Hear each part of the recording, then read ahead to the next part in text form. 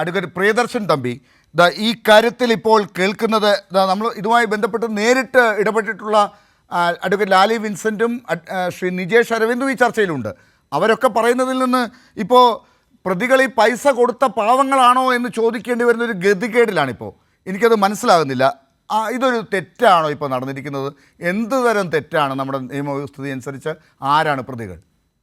എനിക്ക് തോന്നുന്നു നമ്മുടെ കേരളത്തില് സമാനമായ ഇത്തരത്തിലുള്ള തട്ടിപ്പുകൾ നടന്നിട്ടുണ്ട്.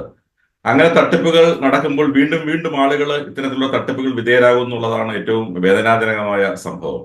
ഇതിൽ എനിക്ക് തോന്നുന്നു ഈ സംഭവവുമായി ബന്ധപ്പെട്ടുകൊണ്ട് അന്വേഷണം അതിന്റെ പ്രാരംഭ ദിശയിൽ മാത്രമേ എത്തിയിട്ടുള്ളൂ.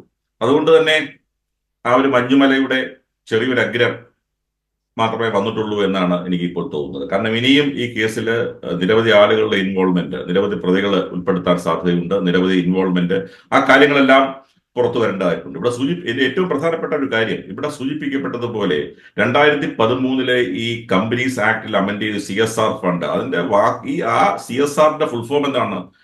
Corporate social responsibility. അപ്പോൾ കോർപ്പറേറ്റ് സ്ഥാപനങ്ങൾക്ക് സമൂഹത്തോടുള്ള പ്രതിബദ്ധത ഊട്ടിയുറപ്പിക്കുന്നതിന് വേണ്ടി പോവർട്ടി, എഡ്യൂക്കേഷണൽ അപ്ലിറ്റ്മെന്റ്, വിദ്യാഭ്യാസം, ഈ പട്ടിണി, അങ്ങനെയുള്ള കാര്യങ്ങൾ വേണ്ടി സാധാരണക്കാരുടെ ഉന്നമനത്തിന് വേണ്ടി കോർപ്പറേറ്റ് സ്ഥാപനങ്ങൾക്കുള്ള ബാധ്യത ചൂണ്ടിക്കാണിച്ചുകൊണ്ടാണ് അവരുടെ ഒരു ലാഭത്തിന്റെ വിഹിതം ഈ സമൂഹത്തിലെ ഏറ്റവും അധസ്ഥിത വിഭാഗത്തിന് നൽകണമെന്നുള്ള ഒരു ഉദ്ദേശശുദ്ധിയോടെ ഉണ്ടാക്കിയ ഈ CSR ഫണ്ട്. അപ്പം എനിക്ക് തോന്നുന്നു എന്താ പറയുക, ചോരയുള്ള ഒരു ഈ പാലുള്ള ഒരു അകിടിലും ചോര തന്നെ കൊതുകിന് കൗതുകം എന്ന് പറയുന്നത് പോലെ തട്ടിപ്പിന്റെ വിവിധ ഭാവങ്ങളാണ്. നമ്മൾ ഏറ്റവും പ്രധാനപ്പെട്ട ഒരു കാര്യം മനസ്സിലാക്കേണ്ടത്, ആശയങ്ങൾ ചിലപ്പോൾ നല്ലതായിരിക്കാം. നൂതനമായ ആശയങ്ങൾ പലർക്കും, എനിക്കൊരു നൂതനമായ ആശയം തോന്നാം. പണ്ട് അങ്ങനെ ഒരു സംഭവം ഇവിടെ ഉണ്ടായിട്ടുള്ളതാണ്. കാരണം ഞാനൊരു പണം ഒരാളുടെ നിന്ന് വാങ്ങുന്നു, ആ പണം ഞാൻ ഒരു പ്രോപ്പർട്ടിയിൽ ഇൻവെസ്റ്റ് ചെയ്യുന്നു. 5 വർഷം കഴിഞ്ഞ് ഈ പണത്തിന്റെ ഇരട്ടി എനിക്ക് കൊടുക്കാൻ ചിലപ്പോൾ കൊടുക്കാൻ കഴിഞ്ഞേക്കാം ഈ പ്രോപ്പർട്ടി വിറ്റാല്.